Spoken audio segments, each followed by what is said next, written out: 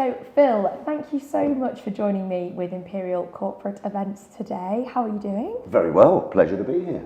Thank you. So we're here today to chat a little bit about cricket, of course, different music, sporting events, internationally and nationally, and hopefully you can give our listeners some advice along the way. Yes, advice from me. Crikey, all right then, go on, let's give it a go. So we'll start by talking a little bit about your busy lifestyle, because one minute, of course, you're commentating, then you're at the Oval, then you're on the dance floor at Strictly, then you're being crowned King of the Jungle. How have you learnt along the way to balance such a busy lifestyle? Well, I mean, it is quite busy, and lots of different random things as well, as you've just mentioned there. I think the first thing you do is keep a smile on your face for everything, because sometimes they can be pretty long days, or when it rains at the cricket, and everything's like, you've got to keep smiling. I think you've always got to throw yourself enthusiastically at everything. Give it your 100%. Yeah. You know what I mean? And then have that time to switch off. So that's what I do. My wife, looks after that a little bit. You know what I mean? She sends me out at the door, and then when you get back, you have to then sort of go and have a relax and perhaps go on holiday or have a break, just to refresh the mind a little bit. So that really, just sort of managing your time. The work-life balance. Yes, absolutely, a work-life balance. Yeah. But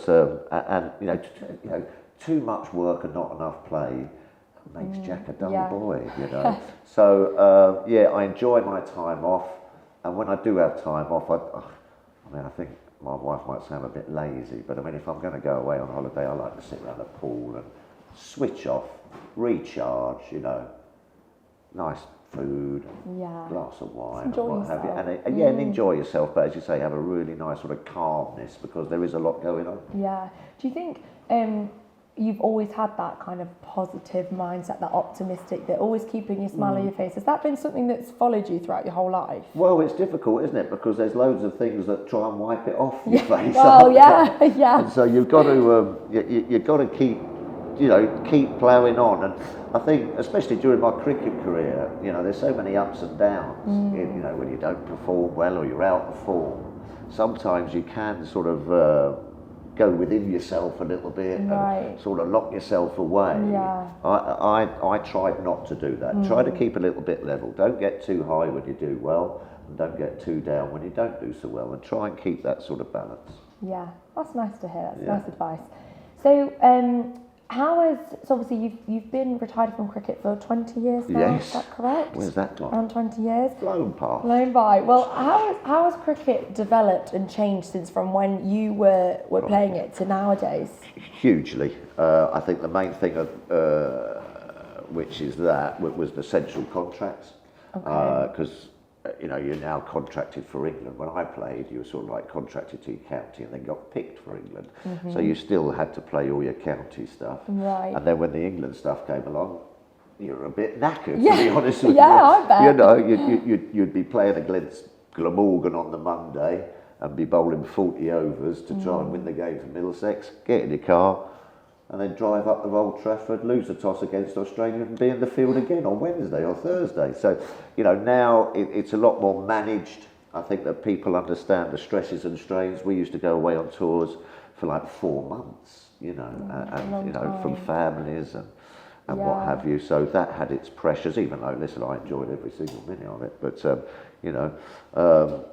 I think there's a lot more understanding about that now. I think that people realise, who are in charge now, that you have got to recharge, you've got to have times away from the game. You just can't be on that treadmill 24/7 because you get that sort of burnout. Yeah. So mental health and things like that all come into it as well. And a lot of people now, nowadays, if you're a cricketer now, you have all the tools at your disposal to become a better player. When in my day, we just used to be 16 blokes, a physio and a manager, and off you go. Yeah, so it's changed an awful lot. I mean, there's so much better training, nutrition, strength and conditioning, all these kind of things, and they're athletes now, these boys, they're smashing it out. Yeah. So you mentioned they're going on tour.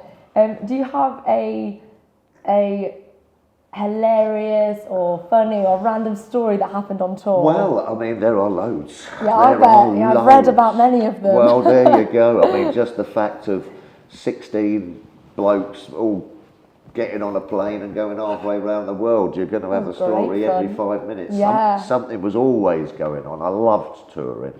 It was probably the most enjoyable bit of cricket, actually. Yeah. You make friends for life, and you get in some scrapes and you get in situations, and then also you're going out there representing your country. So it was a wonderful time. Strange stories. I was fielding at third man against Sri Lanka.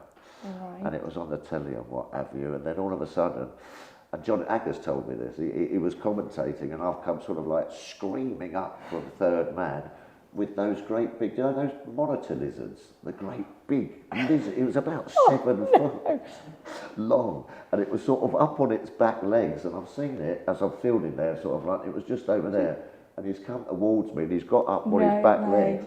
And I've absolutely lost it. Oh my gosh. I was off and running, and I think Aggers has got a wonderful bit of commentary, sort of going, what the hell's Tufnell? So no one else could see it? Well, no, yeah, but they could when it came into view. Yeah, they saw me going screaming past, and this 7 foot monitor lizard chasing me.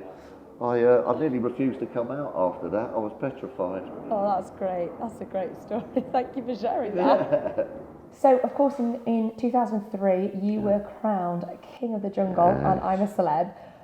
Something I really want to know is, right when you're about to do the Bush Tucker Challenge, what's going through your mind at that moment? Yeah, your heart starts pumping a bit, you know what I mean? And you remember that you're alive, you know what I mean? Because sometimes you just sit there and you're having a snooze and what have you, and then your name gets called out, and you go, oh, crikey, you know what I mean? Because no one likes to have rats stuffed down your underpants, or eating cockroaches, or put in a bloody pit with a load of snakes. You know what I mean? Yeah. So it's a bit grisly, I must admit. But I quite enjoyed it actually, because you have to then sort of like go, right, you have to steel yourself a little bit, because otherwise you can just go the other way. You just go, oh, I don't fancy it. Yeah. And so and you get an amazing buzz from it afterwards. Once you've managed to do it, because you're out there getting food for the camp. You know what I mean? And responsibility. You have to push yourself, and then once you do well, and let's say you get your stars and what have you, there is a real sort of buzz for that. Not only have you done well for the camp and gotten food and what have you, but there is a bit of a face you fear there. Yeah. And you think, well, I managed to conquer that. So, yeah, I enjoyed them. I mean, I think the worst one I did was this last one over in South Africa, where they sort of buried me in a coffin underground, and then sort of kept putting, I think they put in like 150 snakes in there with you, you know what I mean, and you're tied like that.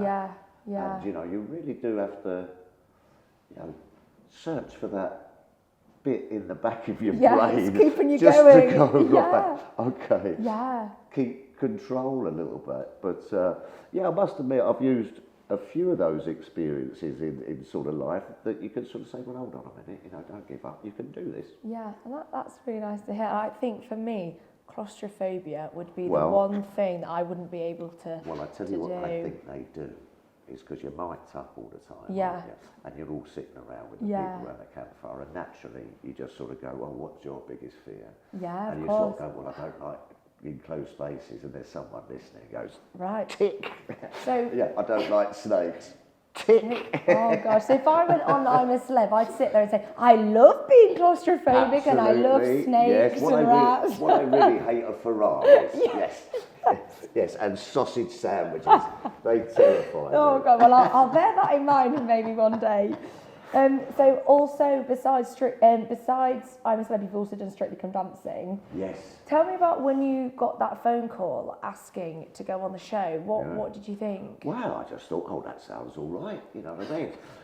Go and learn a skill. Yeah, a new skill. And what have you, and learn a bit of dancing and what have you from a world champion. I mean, it's a very privileged position, really. To have, like a world champion teaching you how to dance for a couple of months, you know what I mean? It's quite, I love those kind of things, you know what I mean? But I think, give me the snakes and being buried alive for Really? that first show. Really? Oh, my life.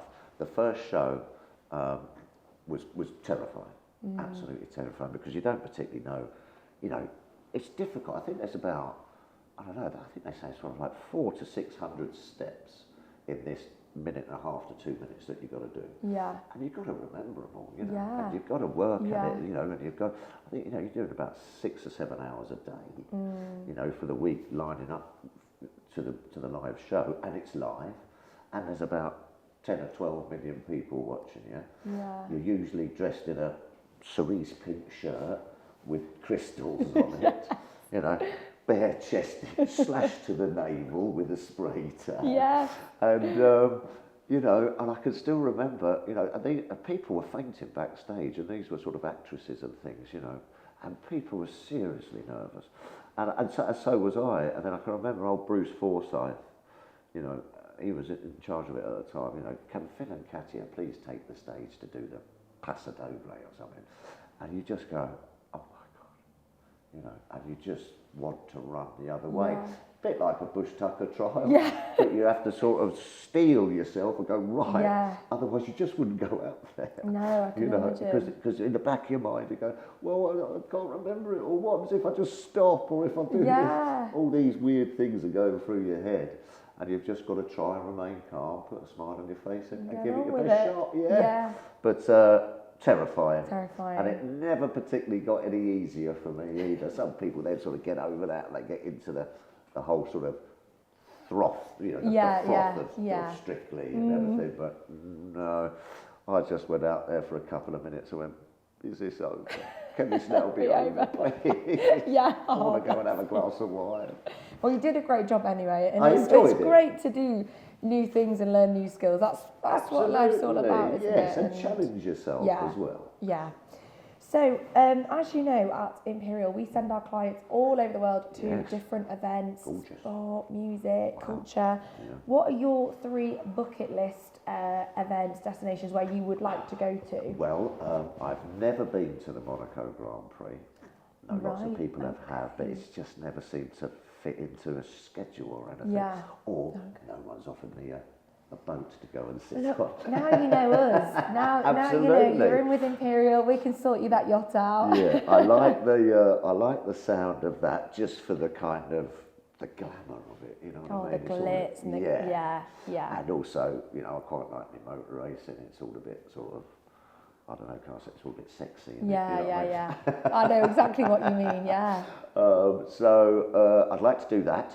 And another one, I do like the American sports. I'd love to go to the Super Bowl. Right, okay. Biggest show on earth, they call it, don't they? Yeah. I think. Wow, I think it is. Yeah, I think it is TV-wise, and sort of, you know, another huge event, you know, that would be on my bucket list. And I like that. I think I quite enjoy that. I like the American sports. And also, well, the one that I wished I'd been at would have been the 2003 Rugby World Cup in Australia. Yeah. My little mate Dawes Yeah. throwing it at Johnny Wilkinson in the dying seconds. I mean, we were all around our mate's house, which was great fun. Yeah. But I could just imagine to beat the Aussies in their own backyard. Yeah. The old enemy. Yeah. You know, would have just been something special to Imagine that atmosphere of being well, there. It must have been. Yeah. Yeah, there's nothing, there can't be anything better than that. I mean, it was great just watching it at home, but just to be there and have that memory would have been something special. Yeah. No, definitely. So, of course, like we mentioned before, you're travelling a lot, you're going all over the world. If you could only take 3 things with you to any destination, what would it be? Oh, crikey. Well, I'd have to take the wife. Yeah. I'd have to take Dawney. Yeah, that's fair enough. Yes, because I'm a little bit scared of flying. Yeah, Oh, no, a little bit. I need there a couple of Bloody Marys just beforehand. It's a ritual with us. Yeah, Just, okay. you know, and I don't know why, because I must have flown around the world about 40 times, I reckon. But just to ease yourself into it. I'd have to take Dawney. What else would I take? Well, I'd take a toothbrush. Yeah, that's Make sure good. you're Clean. you're all nice and sorted out there. And I suppose a pair of shorts. because I don't want to go walking around the world with nothing on. No, you don't. Think so too. Yeah, that's a good 3 things. Yeah, So we you go. actually asked Alistair Cook this Go on, what yesterday. did he say? What do you think he said? Oh, his cricket bats. He's ever loved cricket bat. He used to sleep with them all, you know. All the batsmen used to sleep with the bats. He used to go into their rooms on tour. They used to have about 20 bats, and they all used to be sort of tinkering with them, you know what I mean? Sort of playing in the mirror and things, you know what I mean? Love that. I'm sure they used to have a couple of them in like that and sort of cuddle them. Take with them. Get me some runs. I would say, I think it'd be very practical, Alistair. I think he'd have a bat. I'm not sure. Perhaps a passport. Yes. Because you think, Well I need to get. Oh, did he say yeah, passport? he said passport. He said passport, which you didn't say. Well, which means that you're not getting anywhere. Well, no, absolutely. I'd sort of taken that as toothbrush, passport. Yeah, because you'd have to get there, of course. Well, Yes, that's why you he would. was captain, you see. That's why he was captain, because he... Yeah. And what else? Oh, I don't know. Well, he loves his farming, doesn't he? So probably take a sheep. Few sheep with him on the plane, just to keep him company. What did he say? So he said, if I can remember correctly, please correct me if I'm wrong, I think he said passport, credit card. Very practical. Damn, I've got no money. And I think he said a friend to take with him, or somebody a companion to take with him. So similar to yourself. So. Practical old cookie. Yeah, money. Forgot about that. No, you're just going. But obviously he wouldn't have had his shorts on. You'll just be walking. He'd have nowhere to put his credit card. You see. But you'd just be walking around the airport with a toothbrush. You wouldn't be getting on any flights. Anyway, so they 3 things. Have you got any travel tips? Sort of toughest travel tips for going away? I always get there early. Okay. I've been stressed or put under pressure, so I'm quite good on my timekeeping actually. Yeah. So get there, get yourself sorted, get yourself ready, get yourself prepared. You know. So last minute stuff. Yeah. I'm not very good at it. Okay. Yeah, I need to have, night beforehand, it's all done, you know what I mean, and I'm ready. Yeah. Passport, dog, right, ready, boom, here we go, let's go. Yeah. You know, so that's good. Be prepared, and don't get sidetracked by Weatherspoons or anything. In the airport, like that. So our clients attend events such as Royal Ascot, the Grand Prix, the Ashes, all kinds of events. Other than cricket, is there another sporting event which you regularly attend? Well, I like my rugby. Okay. Yeah, so I've been to Twickenham and over to Ireland and things like that. Yeah. That's great fun, great atmosphere. Yeah. You know, and you can almost make a couple of days of it almost, you know. Yeah. You all go out Weekend afterwards. away, Weekend away. So I enjoy that, enjoy the atmosphere. I love my football as well, you know, big Arsenal supporter, so try to get along to their games as much as I can. What else? My horse racing. Yes. Yeah, go to Cheltenham quite a lot. Go to Cheltenham. Yeah, Did you which go to I Cheltenham enjoyed. this year? Yes, went to Cheltenham this year. Did all right. Right. Did all right, and a couple of winners, which was okay. But there again, it's just these sort of like iconic sporting events. You know, you go to Cheltenham, is fantastic. You know, there again, it's the buzz, it's the sort of like the people that are there, your mates are there, and it's just this sort of like feeling of getting carried away with the atmosphere. Getting lost in it. Yeah, absolutely. And listen, if you win a few quid along the way, it's all happy days. Isn't it? It's all happy days. That's the thing though with these events, is that everybody goes for the same reason. They all want to have a good time. Absolutely. That's what the number one reason is. And it doesn't. And I've had just as good a time, perhaps, you know, if you don't have a winner or something. Because you get to meet up with old friends. You know, they're great places to meet people that you haven't sort of seen for a long time. You know what I mean? And get yourself a box, you know, a bit of hospitality or something like that, or even just go there and enjoy the day and meet friends and have a good time. Good time. Yeah. So we also, other than sport, we also do a lot of music events. So next question: dead or alive? If you could see any artist, who would you see? Oh, blimey, crikey. Well, probably one of the only times I saw my father cry was when Elvis Presley died. Oh gosh. Okay. Yeah, so I'm going to say probably the king. The king. Elvis Presley. He was a handsome chap. He was a handsome chap, and a great voice, and the king of rock and roll. So yeah, I think I'd probably like to go see Elvis. Yeah, did you see He was a bit of a showman. Yeah, I mean, what a showman as well, you know. He knew how to put on a performance. Yeah, and all the clothes he had. Yeah. And what about your wife, Dawn? If you were going to treat her to an event, where would you take her? Oh yeah, good idea. Well, she enjoys her sport. Okay. She's sort of got to a little bit. Yeah. But she doesn't mind her cricket, and she likes England as well. She follows England football very well. Oh, okay. We all have sort of parties and put crosses on our faces and, you know, wear all the t-shirts. Yeah, big Euros party this year then. Absolutely, yeah. So she enjoys that, very patriotic. But I'd probably think of something along the more romantic. Okay. Perhaps kind of like, I'm not necessarily the best at things like that. Okay. So I'd probably need a little bit of help. But I'd probably think something like Paris or something, you know, nipping over there on a train with a few glasses of champagne and take a few shows in and have a nice wander around. What about the Moulin Rouge? Moulin Rouge, Paris? perfect. Absolutely. So something like that, I think, which she likes. And so something along those lines, I think, you know what I mean? If I took her to rugby, she'd get on with it. I think she'd probably like Paris and the Moulin Rouge a bit more.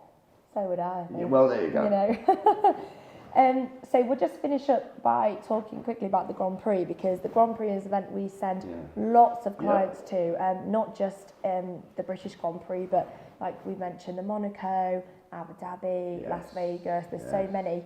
What have you been to any Grand Prix before? Yeah, I've been to Silverstone. Okay, and what was that like? Well, it was the first time I went. I couldn't believe the noise. Yeah. Yeah, I mean, I might have had a little bit of a hangover because we went down there the night before that and had a lovely dinner and what have you, and sort of, you know, had a nice chat with people and what have you. And then we turned up in the morning and wow, you know what I mean? It was, I'd never heard anything like it. The crowds again, huge crowds, great hospitality. Yes. We had some fantastic hospitality round the back. But there again, you know, a British Grand Prix. Yeah, it's just one of those things you've got to do, isn't it? Got to do. I mean, you've got to do it. It's a bucket list event, I think. There you go. Another one. Yeah. We actually send our clients to the British Grand Prix via the Northern Bell, so the vintage train. So they get on the Northern Bell and they get dropped off at the racecourse. And it's just a fantastic day out because you get the whole experience in one. Yeah, no, absolutely. Yeah, all these little other things that all add up to the main thing, as you say, which is great. And I think it just gives you that little bit more, doesn't it? Yeah. You know what I mean? What a great way to turn up. What a great way to turn up. I know, in style. Yeah, absolutely. Glass of champagne. Make you feel a bit special. Yeah, it does. And I'm sure lots of our clients do feel special doing that. So anyway, Phil, it's been so lovely to speak to you. Thank you so much for joining me with Imperial today. It's been a pleasure. Me too. Thank you. Thank you.